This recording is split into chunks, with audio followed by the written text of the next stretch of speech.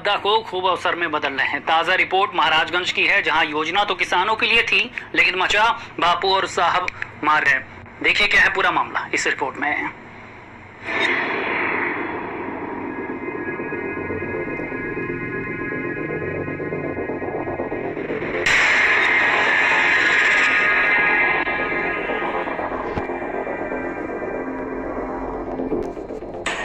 इन दिनों ये बातें बहुत आम सी हो गई हैं। प्रदेश के ऑफिसर और कर्मचारी आपदा को खूब अवसर में बदल रहे हैं।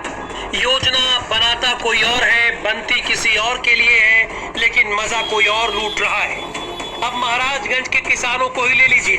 कृषि विभाग ने किसानों के लिए कृषि यंत्रों तक पहुंचने के लिए सब्सिडी की सीढ़ी बनाई थी, लेकिन सब्सिडी की सीढ़ी पर चढ़ना तो दूर, किसान देख भी नहीं पाए। कृषि विभाग से जुड़े अधिकारियों और कर्मचारियों ने एक दो नहीं 19 फर्मों का फर्जी बिल वाउचर लगाकर करीब 1.5 करोड़ का भुगतान करा ली। मतलब कि सरकार ने जो योजना किसानों के लिए बनाई थी, उसे के नुमाइंदों ने धरातल पर आने से पहले ही डकार लिया। बहुत सारे बिल फर्जी मिले हैं, जिसमें एक ही बिल 2,20,000 की बिल है, 2 तरह की सब्सिडी गई है। फर्जी जीएसटी बिल लगाया गया है, जिसका मतलब सबूत है हमारे पास, आप पोर्टल पे खुद जांच कर सकते हैं। ये टोटल फर्जी बिल है और इसमें सब्सिडी करके बंदर बांट किया गया है। इतने बड़े झोल की भनक तक किसानों को नहीं लगती। वो तो भला हो दिनेश का, जो सिंचाई के लिए पंपिंग सेट लेने की सोची और सब्सिडी का फॉर्म भर दिया। रिश्वत नहीं दी तो अधिकारी चक्कर पे चक्कर लगवाते रहे, लेकिन सब्सिडी नहीं दी। परेशान दिनेश ने जब अधिकारियों से शिकायत की तो पता चला कि यूपी एग्रीकल्चर पोर्टल पर एक दो नहीं कई फर्जी बिल वाउचरों पर भुगतान कर दिया गया है। यहाँ तक कि बिल पर छपे जीएसटी नंबर तक फर्जी छापे गए हैं।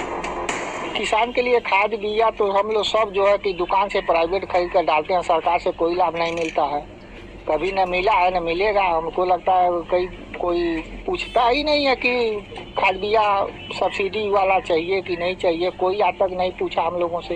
ये जो है सरकार का जो है योजना तो बहुत है, लेकिन हम लोगों के पास जो है मिल ही नहीं रहा है। हम लोग तक आ ही नहीं रहा है। सब कर्मचारी जो है ले रहे हैं। कृषि विभाग में कृषि उपकरणों की फर्जीगिरी की शिकायत जब डीएम से हुई तो डीएम साहब ने घोटाला और धांधली के मामले को गंभीर बताया। सीडीओ समेत 2 सदस्यीय टीम बनाकर जांच शुरू करवा दी। हमने 2 सदस्यीय कमेटी इसमें बनाई है। सीडीओ साहब और सीनियर टीओ हमारे इसमें सदस्य हैं और दोनों लोग इसकी गहनता से जांच कर रहे हैं। जो भी अगर दोषी पाया जाता है कोई भी, उसके खिलाफ शासन को पत्र लिखा जाएगा। उसके खिलाफ जो भी नियम संगत कार्रवाई है वो कराई जाएगी। मुख्य विकास अधिकारी और सीनियर सीटीओ की जांच जारी है।